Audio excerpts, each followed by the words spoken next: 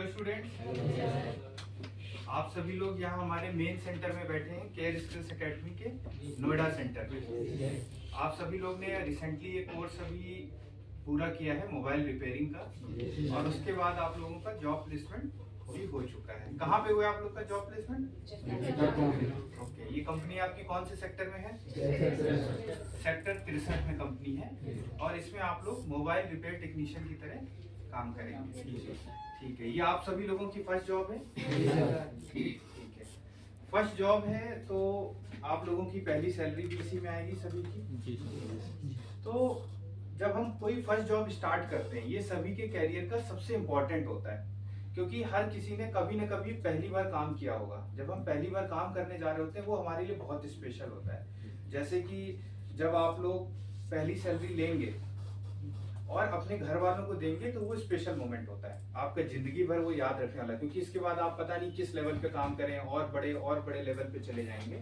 मगर क्या होगा, जो ये फर्स्ट जॉब होती है, ये आपके लिए बहुत इंपॉर्टेंट होती है। तो मैं आज आप लोगों को एक इस सेशन के माध्यम से कुछ ऐसी चीजें बताऊंगा जो आप फर्स्ट जॉब पे आपको ध्यान रखनी है। इसलिए बता रहा हूँ क्योंकि जब आप फर्स्ट जॉब पे जाते हैं तो आपको ये चीजें अगर आप ध्यान रखोगे तो उस जॉब से आपको मैक्सिमम रिजल्ट्स और मैक्सिमम फायदा मिलेगा। तो वही चीजें आज मैं आप लोगों को बताऊंगा, किन चीजों का आप लोगों को ध्यान रखना है, जिससे कि आप अपनी जॉब से बेस्ट बेनिफिट ले पाए।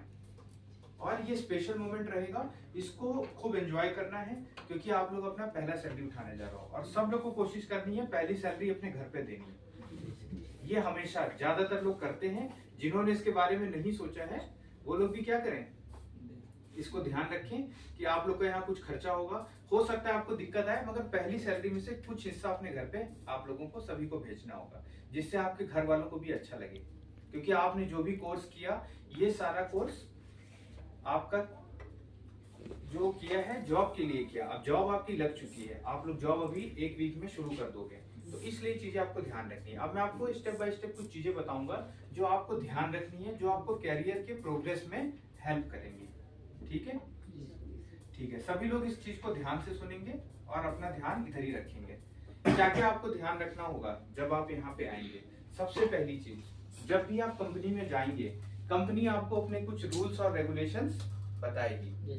आपको वो सभी रूल्स रेगुलेशन क्या करने हैं, ध्यान में रखने हैं। क्योंकि जब भी आप किसी कंपनी में जाते हैं, कंपनी में जाने के बाद आप काम तो सीखते ही हैं, साथ में जो सबसे बड़ी चीज है कि आप ये सीखते हैं कि वर्क एनवायरनमेंट में कैसे रहा जाता है। कंपनी में जाके आप चाहे तो घर बैठे भी काम कर सकते हैं, ठीक है, मगर घर बैठ के काम करने में और यहाँ पे अंतर होता है। यहाँ आप सीखेंगे कि किस तरीके से कंपनियां काम करती हैं, और इसी से आपको आगे जाके तरक्की में बहुत फायदा मिलेगा। आप यहाँ से सीखते जाएंगे और इसको अपनी जिंदगी में इम्प्लीमेंट करते जाएंगे। कुछ लोग आप में से आगे चल के क्या करेंगे, कुछ दिन काम करने के बाद कुछ अपना भी शुरू करेंगे। जब आप अपना भी शुरू करेंगे तब क्या होगा, आपने जो यहाँ से सिस्टम सीखा है, कंपनी का काम करने का एक तरीका होता है। जैसे कि आपने देखा होगा, एक आदमी दुकान पे भी काम कर रहा होता है, करता है। दुकान पे और एक कंपनी के काम करने में बहुत अंतर होता है, इसीलिए दुकान ज्यादातर केसेस में क्या होता है, छोटी रह जाती है। दुकान वाला कभी भी बहुत ज्यादा तरक्की नहीं कर पाता। मगर कंपनियों की तरक्की आप लोग देखते हो कि कंपनियां क्या एक ऑफिस से 2 ऑफिस 4 ऑफिस खोल लेती हैं। ऐसा वो क्यों कर पाती हैं? क्योंकि वो कुछ बेसिक रूल्स हैं, उनको फॉलो करती हैं। आप लोगों को वही सिस्टम सीखना है कि किस तरीके का हमारे को वहां से सीखने को मिलेगा। तो सबसे बेसिक चीज से शुरू करते हैं। तो कंपनियों में कुछ ध्यान रखने वाली चीजें होती है। सबसे पहले चीज, आपको ड्रेस कोड का ध्यान रखना है। जैसे आज आप लोग बैठे हो, आप लोग ने अभी तक कहीं काम नहीं किया, कोई कैप पहने हुए है, कोई टी शर्ट पहने हुए है, कोई चप्पल पहने हुए है, कोई जूते पहन के आया है तो जूते कुछ भी पहन के आ गया, और कोई टी शर्ट है, शर्ट की पहली बटन खुली हुई है, ये सब तरीके गलत है। सबसे पहली चीज, आपको कंपनी में जाके मैनर्स सीखने होते हैं, तौर तरीके। तो उसके लिए कंपनी आपको क्या तो ड्रेस कोड देती है तो आप वो ड्रेस कोड अपनाइए, नहीं दे रही है तो आप क्या करेंगे, अपना एक फॉर्मल कपड़ा रखिए, 2-3 जोड़ी कपड़ा रखिए। वैसे तो ज्यादातर कंपनी में ड्रेस होती है, नहीं है तो आपको एक फॉर्मल कपड़ा अपना रखना है। फॉर्मल कपड़ा होना कुछ लोगों को लगेगा कि अच्छा नहीं है, मगर फॉर्मल कपड़े ही पहनने आपको। चप्पल पहन के कभी ऑफिस नहीं जाना है, क्योंकि आप लोग जब भी जाओगे वहां ड्रेस कोड में जूते जरूर होंगे। तो आपको एक फॉर्मल कपड़े पहन के जाना है। ये आपकी पहली यात्रा में सबसे पहला स्टेप ये कि आपको ड्रेसिंग सेंस सीखना है सबसे पहले। दूसरी चीज, टाइम पे ऑफिस पहुंचना है। ऑफिस में आपको एक टाइम मिलेगा, अगर आप टाइम से नहीं पहुंचेंगे तो आपकी सैलरी का नुकसान होगा, बायोमेट्रिक लगा होगा। आप अगर टाइम में 1 मिनट भी लेट हो गए आपका हाफ डे लग जाएगा। ठीक है, हाफ डे नहीं लगवाना है, क्योंकि आपको कोशिश करनी है हर दिन टाइम पे पहुंचे। इसकी जरूरत क्या है, कोई भी काम आप किसी को भी देखोगे, जैसे कोई अपना काम भी करता है या कोई अपनी दुकान खोल के रखता है, वो हमेशा टाइम पे करता है। जैसे जिन लोगों के घर में पशुपालन का काम होता है या डेयरी का कोई काम हो रहा है, वो लोग फिक्स टाइम पे सुबह 5 बजे उठ के काम करते हैं कि नहीं करते? इसी तरीके से हर कंपनी के नियम होते हैं। कंपनी में आपको जो टाइम बताया गया उस पे पहुंचना है और जो टाइम में है उस टाइम में वापस आना है। ये हुआ आपका सेकंड स्टेप। मैं फिर से रिपीट करता हूँ, सबसे पहली चीज आपको ड्रेस सही से पहन के जानी है, क्योंकि आपसे बात करे बिना सबसे पहला इंप्रेशन क्या होता है, आदमी के पहनावे को देख के लोग अंदाजा लगाते हैं ये किसी कंपनी में काम करता है कि नहीं करता। आप किसी से भी बात करने जाओगे, जैसे हम शादियों में जाते हैं, शादियों में हमारी बहुत लोगों से मुलाकात होती है जिनसे हम 1-2 साल बाद मिल रहे होते हैं। तो शादी में मुलाकात होती है तो क्या होता है, हम अच्छे कपड़े पहन के जाते हैं कि नहीं? इसी तरीके से कंपनी है। कंपनी में आप प्रोफेशनल लोगों से रोज मिलोगे, वहां आपके दोस्त बनेंगे, आपके कलीग रहेंगे, आपको उनके साथ काम करना है फ्यूचर में, तो आपका इंप्रेशन पड़ता है वहां पे। तो आपको 3-4 जोड़ी अच्छे कपड़े फॉर्मल का मतलब है कि शर्ट प्लेन होनी चाहिए। शर्ट, बहुत सारे लोगों ने, जैसे वो पीछे लास्ट में बैठे हैं, उन्होंने प्लेन शर्ट और प्लेन फॉर्मल पैंट पहनी है और जूते पहन रखे हैं, ये बिल्कुल परफेक्ट ड्रेस है। आपको इसी तरीके की 4-5 ड्रेसें होनी चाहिए। और कुछ लोगों ने गलत ड्रेस पहन रखी है, उन्हें पता नहीं था, कोई बात नहीं, इसीलिए मैं बता रहा हूँ। वैसे तो कंपनी ओरिएंटेशन सेशन में आपको सब कुछ बताएगी, कंपनी के नियम कानून, और सबको एक डायरी रखनी है अपने साथ। जो आप आज काम के दौरान सीख रहे हैं उसको अपनी डायरी में नोट करिए। डायरी में नोट करेंगे क्योंकि साल में कितने दिन होते हैं, 365 दिन, ठीक है। और मैं मान के चल रहा हूं आप 300 दिन जाएंगे काम पे, कम से कम एवरेज लगा रहा हूं 300 दिन काम करने जाएंगे।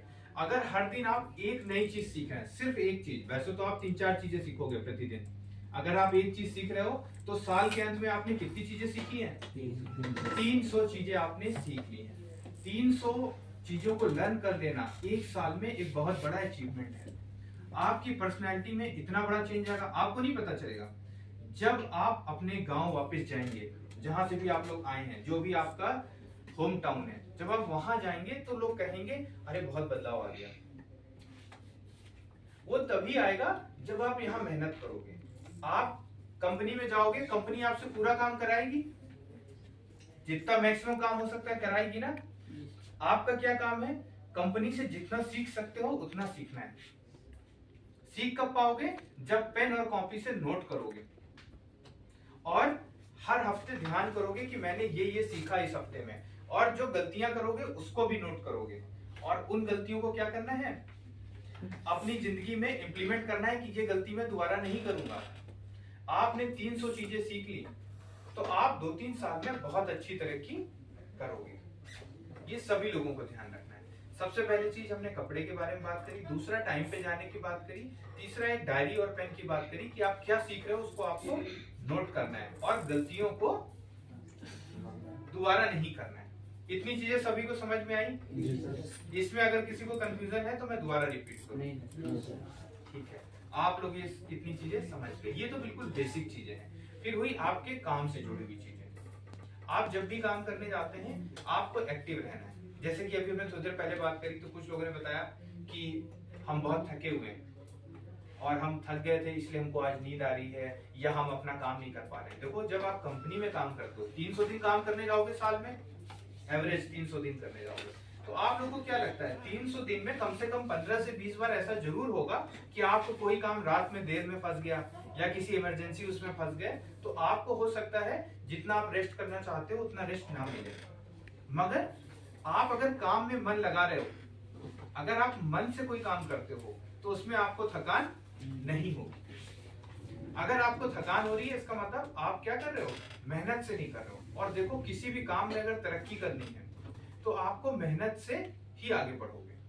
जैसे आप लोग ने जो कोर्स सीखा, आप लोग ने बहुत मेहनत करी, आप लोगों ने कुछ महीनों में ये कोर्स सीखा। अब आप लोग कंपनी में जाओगे, कंपनी में जो जो आपने सीखा है उसका बिल्कुल अप्लाई करने को मौका मिलेगा। जो आपने सीखा वो सब एक्चुअल में आपको दिखेगा आप कर रहे हो, तो उसका बेनिफिट आपको तभी मिलेगा जब आप वो सारी चीजें आप क्या करोगे, वहां इंप्लीमेंट करोगे जाके, और जो कमी आएगी उसको सही करोगे। फिर 5वें पॉइंट पे आते हैं, वहां पे आपको कोई ना कोई इंचार्ज या मैनेजर जरूर होगा या कुछ सीनियर्स होंगे, क्योंकि आप तो क्या हो, बिल्कुल स्टार्टिंग में फ्रेशर हो। तो फ्रेशर्स को गाइड करने के लिए एक टीम होती है। तुम्हें टीम में जो भी लोग हैं, जैसे आपके ऊपर एक सीनियर टेक्नीशियन होगा, ठीक है, एक हेड टेक्नीशियन होगा और एक मैनेजर भी होगा या एक टीम लीड होगा। तो आपको इन सभी लोगों से कैसे कोऑर्डिनेशन करना है ये भी सीखना है।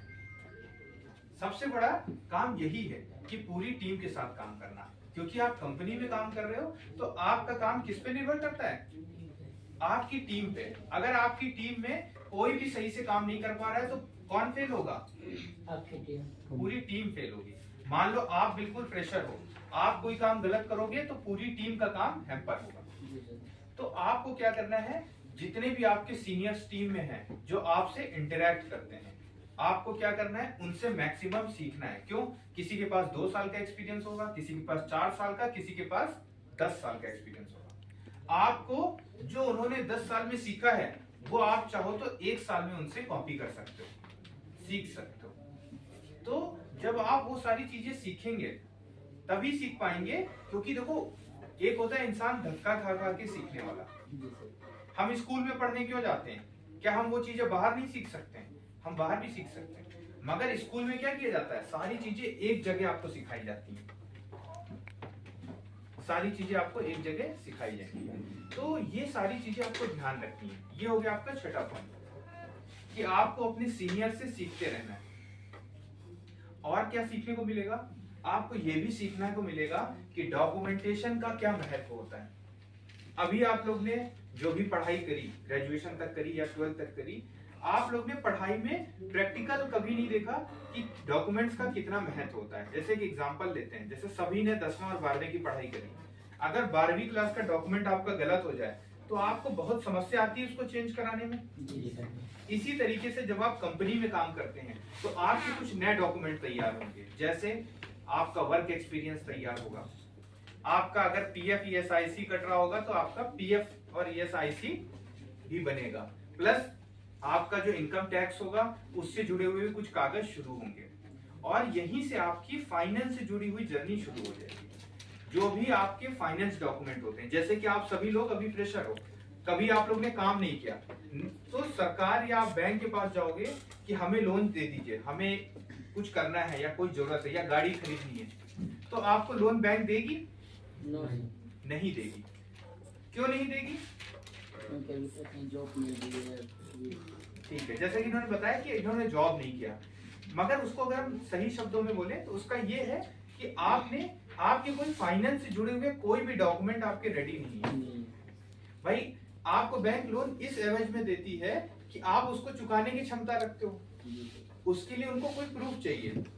जैसे मान लो आपकी सैलरी 20,000 रुपए महीना है, आप साल भर में 2.5 लाख रुपए के करीब कमा रहे हो, तो बैंक आपको 30-40 हजार का उधार दे सकती है, क्योंकि उसे पता है 2.5 लाख रुपए कमा रहा है, ये चुका सकता है।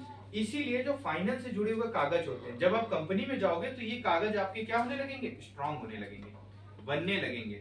आप लोगों की शुरुआत है, आपके इनकम से जुड़े हुए डॉक्यूमेंट्स, आपका पीएफ, आपका ईएसआईसी, ये सारा कुछ आपका बनेगा। और ऐसा नहीं सोचना है कि मैं आया हूं तो मैं मोबाइल टेक्नीशियन हूं तो मैं मोबाइल का ही बस काम करूंगा।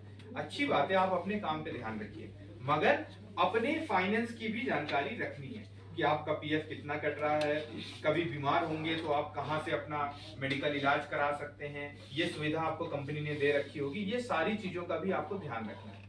यही सब आपको सीखने को मिलता है। अभी आप लोग क्या अपने माता पिता से पैसा लेके जिंदा रह रहे हो, मगर जब कंपनी में जाओगे तब क्या होगा, कंपनी अपना पैसा कमाओगे और अपने खर्चे कैसे चलाओगे,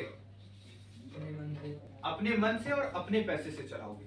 तो बहुत सारी चीजें तुमको सीखने को मिलेंगी जब तुम बाहर आते हो, पैसे से सीखते हो, यही सब तो सीख होती है। और इन्हीं सब चीजों से सीख के तुम लोग आगे चल के कभी अपना काम भी कर पाओगे या नौकरी में बड़े लेवल पे चले जाओगे। तुम में से हो सकता है एक दो लड़के ऐसे हों जो बहुत अच्छा काम करते हो, मगर वर्क एक्सपीरियंस नहीं है, तो उनको कोई भी डायरेक्ट नहीं लेता। सीनियर पोजीशन पे क्यों नहीं डालते हैं? तुम्हें चाहे जितना अच्छा काम आता हो, ठीक है, तो तुम लोगों को कभी भी डायरेक्ट नहीं रखा जाएगा।